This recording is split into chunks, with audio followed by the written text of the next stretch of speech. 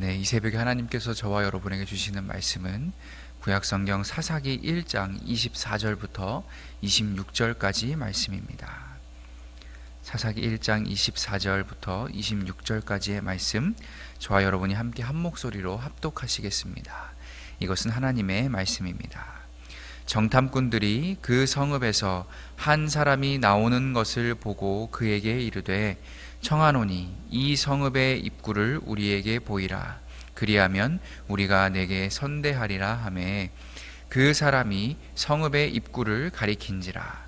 이에 그들이 칼날로 그 성읍을 쳤으되 오직 그 사람과 그의 가족을 놓아 보내매 그 사람이 헷 사람들의 땅에 가서 성읍을 건축하고 그것의 이름을 루스라 하였더니 오늘까지 그곳의 이름이 되니라. 아멘.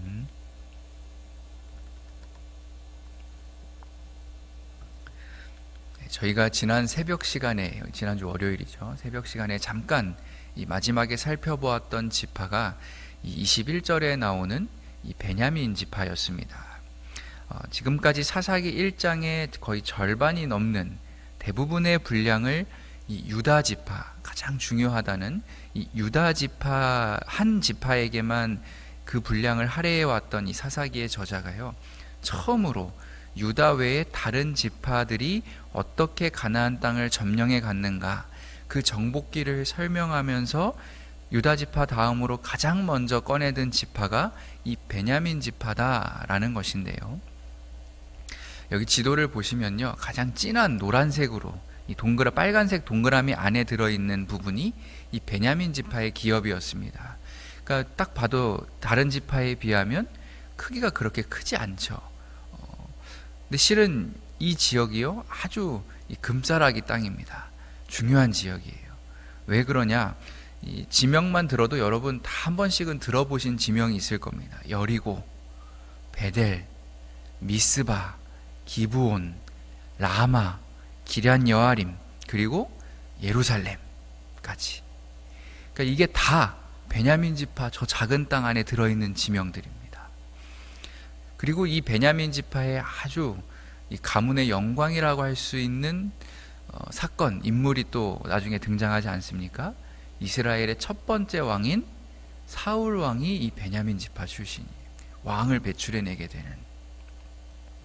그러니까 이제 제 혼자 상상입니다. 제 상상에는 이 사사기의 저자가 다윗 왕을 배출한, 그러니까 누가 봐도 인정하지 않을 수 없는 가장 유력하고 중요한 지파인 이 유다 지파부터 이제 사사기 1장을 쭉 풀어가다가 그래도 첫 번째 왕인데 넘어갈 수가 없지 하고 이 21절에 유다 지파 다음으로 베냐민 지파를 이렇게 넣어준 건 아닐까 하는 제 상상을 또 이렇게 성경을 읽어가면서 한 적이 있는데요.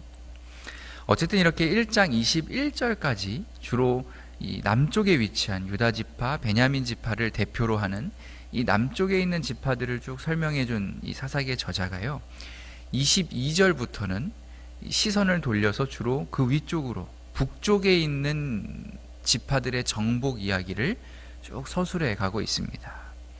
그래서 지난 1장 1절, 사사기 1장 1절에 첫 마디가 뭐였습니까? 여호수아가 죽은 후에 이제 어떻게 됐느냐.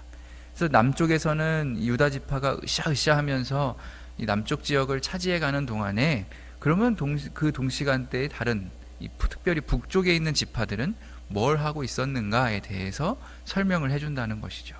그리고 이번에도 모든 지파를 다 설명하는 것이 아니라 그 북쪽 지파들 중에서 아까 유다 지파처럼 가장 유력한 지파를 가장 먼저 소개를 합니다. 그게 뭐냐면 이 요셉의 가문이라고 알려져 있는, 요셉의 두 아들이 있었죠. 에브라임과 므낫세. 에브라임과 므낫세 지파를 가장 먼저 소개를 합니다. 22절 말씀 이렇게 돼 있어요. 요셉 가문도 베델을 치러 올라가니 여호와께서 그와 함께 하시니라. 요셉 가문이 베델을 정탐하게 하였는데 그 성읍의 원래 이름은 루스였더라. 이렇게 돼 있습니다. 근데 여러분 아까 귀 기울여 들으신 분들은 하셨어야 돼요. 여러분 이 베델이 에브라임 지파, 므낫세 지파 땅이 아닙니다. 아까 어디에 속해 있다 그랬어요? 베냐민 지파에 속해 있다 그랬어요. 원래는 이 베냐민 지파 땅입니다. 근데 아까 그 21절 말씀을 또 잠깐 유심히 보신 분들은 거기에 무슨 내용이 있었냐면 베냐민 지파가 자기들한테 주어진 성읍 중 하나였던 예루살렘을 차지하지 못했다 그랬습니다. 거기 원래 살고 있던 여부스 사람들, 가나안 원 사람들을 쫓아내지 못했다 그랬어요. 그러니까 아마도 추측하건대 그 베냐민 지파가 지금 자신들의 기업 중 하나인 이 베델도 차지하지 못한 것이 아닐까. 그래서 보시다시피 지금 이 베델과 가장 가까이 붙어 있는 지파가 어디예요? 에브라임 지파잖아요. 마침.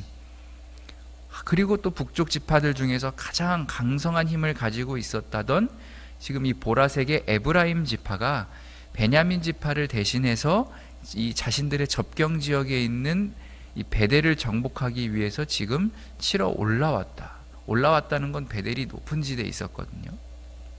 그리고 하나님께서 그들과 함께 해주셨다라는 내용이 지금 이 22절, 23절의 내용의 요약이 되는 것입니다. 참고로 이 에브라임 지파도 큰 소리 좀 칠 수 있는 지파였어요. 누가 또 이 지파 출신이죠? 여호수아가 이 에브라임 지파 출신이었거든요. 그러니까 방금 전까지 살아있는 권력이었던 여호수아가 자신들 지파였으니까 아마 굉장한 위세를 이렇게 막 교만하진 않더라도 유지할 수 있었던 지파가 또 에브라임 지파였을 겁니다. 근데 어쨌든 이 과정에서요, 이 에브라임 지파가 아주 재미있는 전략을 하나 사용합니다. 지금 23절 밑에 줄 보시면 어떤 표현이 나옵니까? 베델을 그들이 뭐 했다고요? 그냥 쳐들어간 게 아니라 정탐했다 그랬습니다. 여러분, 제가 일전에 이 사사기의 저자는 바로 직전에 나오는 이 여호수아서를 굉장히 염두에 두고 있다고, 의식하고 있다고 말씀을 드렸었는데요. 오늘도 마찬가지입니다.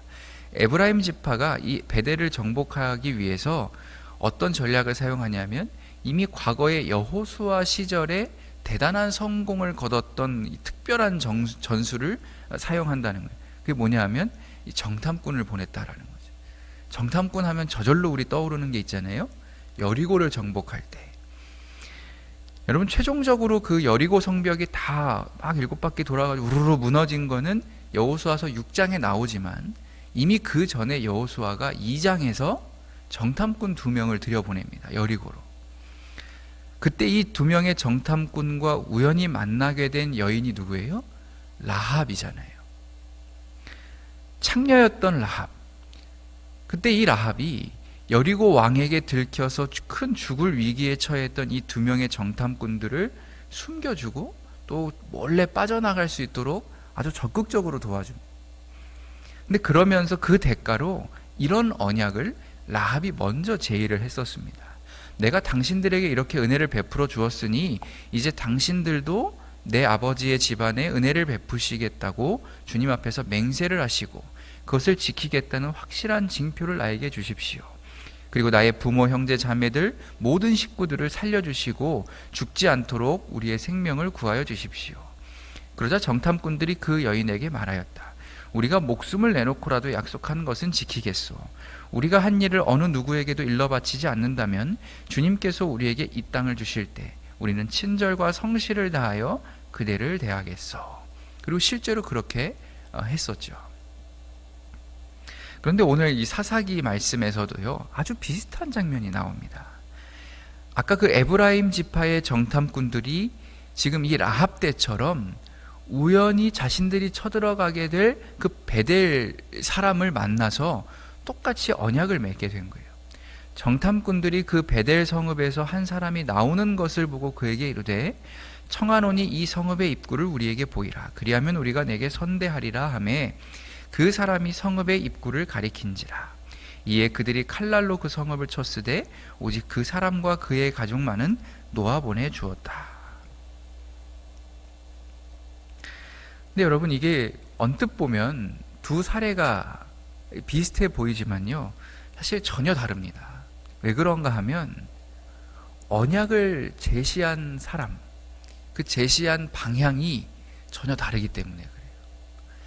아까 라합 때, 여호수아서의 라합 때는 누가 먼저 언약을 제의했어요? 라합이 이스라엘 사람들에게 먼저 언약을 제의했습니다. 그리고 중요한 건 당시 그 정탐꾼들은, 여리고의 정탐꾼들은 선택의 여지가 없었어요. 만약 이 라합이 도와주지 않는다면, 이 라합의 제안을 거절한다면 우리들은 절대로 살아서 다시 여호수아에게로 돌아갈 수 없다. 이게 너무나 분명한 극단의 상황이었기 때문이라는 것이죠. 근데 지금 이 베델의 경우에는요, 누가 먼저 언약을 제의합니까? 이스라엘 백성들이 베델 가나안 사람에게 언약을 제의합니다. 지금 위험한 상황이에요? 아니에요? 하나도 위험한 상황이 아니에요. 어떤 위협도 자신들에게 없는 상황인데 왜 언약을 제의해요? 편하게 하기 위해서. 내가 좀 편리한 길을 택하기 위해서, 우리 쪽의 피해를 최소화하기 위해서 아주 합리적이고 실리적인 방법을 이 이스라엘 백성들, 에브라임 지파의 정탐꾼들이 선택했다라는 거죠. 아니, 지금 전쟁하고 있는 중인데 뭘 그렇게 따집니까? 피해를 최소화하고 그런 당연히 실리적인 방법을 취해야 하는 것이 아닙니까? 아니.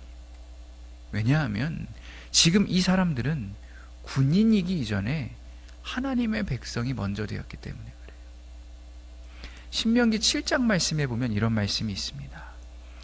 내 하나님 여호와께서 그들을 내게 넘겨 내게 치게 하시리니 그때 너는 그들을 진멸할 것이라. 그들과 어떤 언약도 하지 말 것이요 그들을 불쌍히 여기지도 말 것이며 또 그들과 혼인하지도 말지니. 이 모세가 한 말이거든요. 하나님께서 분명히 뭐라고 말씀하셨어요?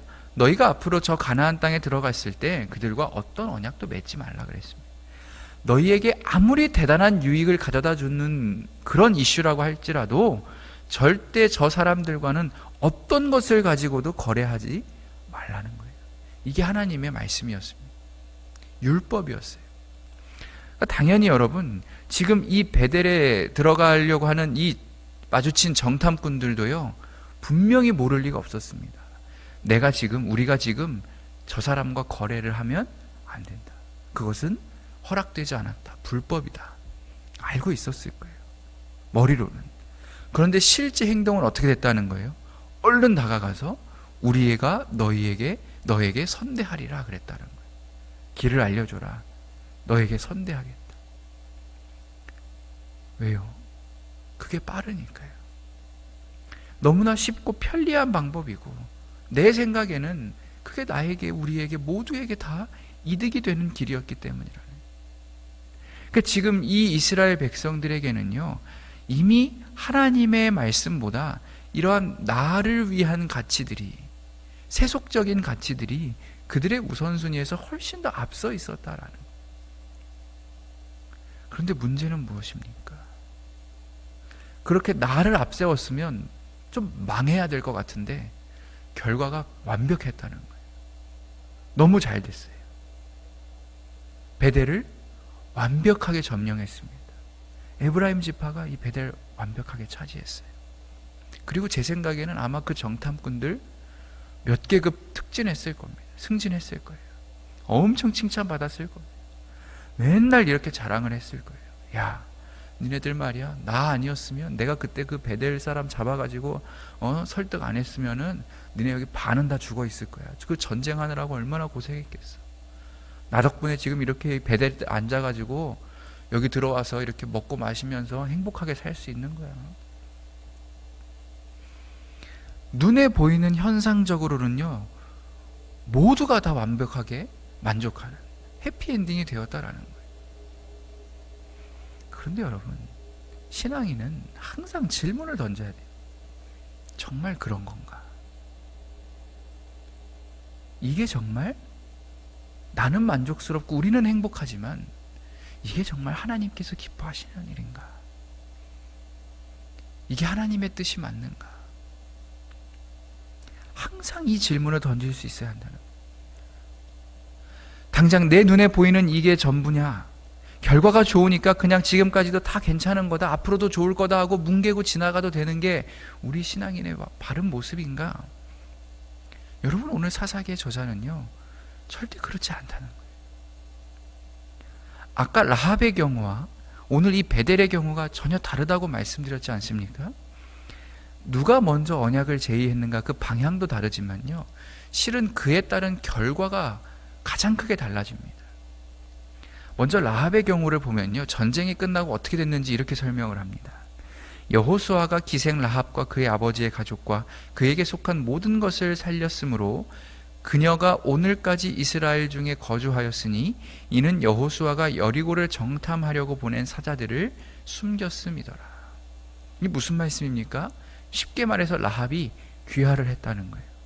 이스라엘 백성이 되었다라는 거예요. 창녀였고 이방인이까지 했던 그녀가 이 사건을 계기로 완전히 나의 그 옛사람을 벗어버리고 하나님이 나의 하나님이 되시고 나는 하나님의 자녀여 백성이 된다는 이스라엘 백성에게 있어서 가장 놓칠 수 없는 그 중요한 하나님과의 언약 관계 속으로 자기 스스로 걸어 들어올 수 있었다라는 것입니다. 여러분, 그래서 이 라합은요, 여러분 다 아시다시피 예수님의 족보에도 나오잖아요. 히브리서 11장 믿음장에 이 라합의 행위를 믿음의 행위라고 설명하잖아요. 야고보서에서 2장 말씀에서 야고보가 이것이 없으면 죽은 믿음이다, 행함이 없으면 죽은 믿음이다 라고 할 때 이 라합을 근거로 들잖아요. 이런 인물이 되었다라는. 그런데 베델에 나오는 경우는 달라요. 오늘 이 사사기에서의 모습은 전혀 다르다라는 거예요. 어떤 결과가 펼쳐졌느냐? 아까 저희 읽었던 말씀이죠. 오직 그 사람과 그의 가족을 놓아보내매 그 사람이 헷 사람들의 땅에 가서 성읍을 다시 건축하고 그것의 이름을 루스라 하였더니 오늘까지 그곳의 이름이 되니라. 분명히 이스라엘 사람과 이 베델 사람 유의미한 접촉이 일어났습니다. 서로 만나서 손잡고 언약까지 맺었습니다. 그런데 이 가나안 사람의 삶에는 아무런 변화가 생기지 않았다. 아무런 일이 생기지 않았어요. 그래서 자기가 그 베델을 떠나, 왜 이제 이스라엘 땅이 됐으니, 나랑 상관없는 곳이 됐으니까 그 원래 베델을 떠나서 새롭게 정착한 도시의 이름도 또 뭐라고 지은 거예요? 또 베델이라고 지은 거예요. 원래 이름이 루스였으니까 또 루스라고 지었다라는 거예요. 옛날과 똑같이 변함없이 루스라고 이름을 지었다는 거예요. 왜요? 이 가나안 사람 하나도 바뀌지 않았다는 거예요. 이스라엘 백성을 만나기 전과 후가 하나도 달라질 게 없었다라는 거예요. 분명히 질적으로 완전히 성분이 다른 이스라엘과 가나안이 접촉을 했는데, 여호와와 바알이 만났는데, 물과 기름이 마주했는데, 그래서 뭔가 한바탕 큰 충돌이 일어나고 꽝 하는 충격파가 이들 가운데 분명히 불꽃처럼 튀었어야 하는데 지금 아무 일도 일어나지 않았다는 거예요. 왜요? 똑같으니까요. 이스라엘과 가나안이 하나도 다를 게 없었으니까. 이미 만나기 전부터 다를 게 없었어요. 이미 이스라엘 백성들이 너무 가나안스러워졌기 때문에 말하고 생각하고 신앙하고 행동하는 모든 방식들이 우리 비슷하네? 그렇게 다르지 않구나. 이미 이렇게 되어버렸기 때문이라는 것입니다. 그러니까 이 베델 사람은 아까 라합의 경우처럼 굳이 이스라엘화 되어서 이스라엘 백성 안으로 편입될 이유가 하나도 없었던 거예요. 내가 이스라엘에 들어가나 과거 베델에 살던 모습이나 앞으로 새로운 루스 이 베델에서 또 사는 거나 하나도 달라질 게 없었기 때문에. 사랑하는 교회 여러분, 오늘 하나님께서 여러분 가운데 만나게 하시고 접촉하게 하시고 스쳐 지나가게 하실 그 수많은 인연들이 지금 다 예비되어 있습니다. 그 인연들과의 만남 가운데서 바로 여러분을 통하여 아름답고 선한 변화들이 많이 일어날 수 있게 되기를 간절히 소원합니다. 그리스도인 된 여러분 덕분에 여러분이 속한 가정과 일터와 그 모든 인간 관계들 속에서 거룩한 변화들이 바람처럼 불어 일어날 수 있어야 한다는 거예요. 이런 삶이 가능합니까? 이렇게도 살아갈 수 있는 것이었습니까? 하나님을 믿으면, 아름다운 교회에 다니면 당신처럼 그렇게 생각하고 살아갈 수도 있는 것이군요. 나는 그런 삶을 꿈꾸지도 못해봤는데 정말 다르군요. 이런 감동을 전해줄 수 있는 구별된 사람들이 바로 오늘 저와 여러분이 될 수 있어야 한다는 거예요. 그래서 세상이 어두워지면 덩달아 나도 똑같이 어두워지는 그런 빛 바랜 세속의 사람들로서가 아니라 언제나 한결같이 정확한 밝기에 그 밝은 빛을 내는 등대와 같이, 오늘 저희가 찬양했잖아요. 하나님의 진리 등대가 되어서 언제나 어디에서나 그 빛나는 하늘나라 시민의 그 복된 삶, 여러분이 다 살아내실 수 있게 되기를 우리 주 예수 그리스도의 이름으로 간절히 축원합니다. 기도하겠습니다. 자비하신 하나님, 오늘도 우리에게 말씀하여 주시니 참 감사합니다. 이 새벽 하늘에서 내려주시는 그 만나의 말씀을 허락해 주셨사오니 오늘 하루 절대로 내 뜻대로 살지 않는 하루가 되게 해 주십시오. 내 마음대로 쉬거나 서지도 않게 하시고 하나님 보시기에 좋은 것을 나 또한 좋다, 사랑한다 말할 수 있는 저희가 되게 하여 주십시오. 나의 모든 발걸음이 하나님의 공평과 정의를 세워가게 하시고 하나님께서 싫어하고 미워하시는 일은 나 또한 어떤 것으로도 가까이 하지 않도록 그 유혹에서 저희를 벗어나게 도와 주시옵소서. 오늘 하루도 주님께 맡겨드리며 살아계신 예수님의 이름으로 기도드립니다. 아멘.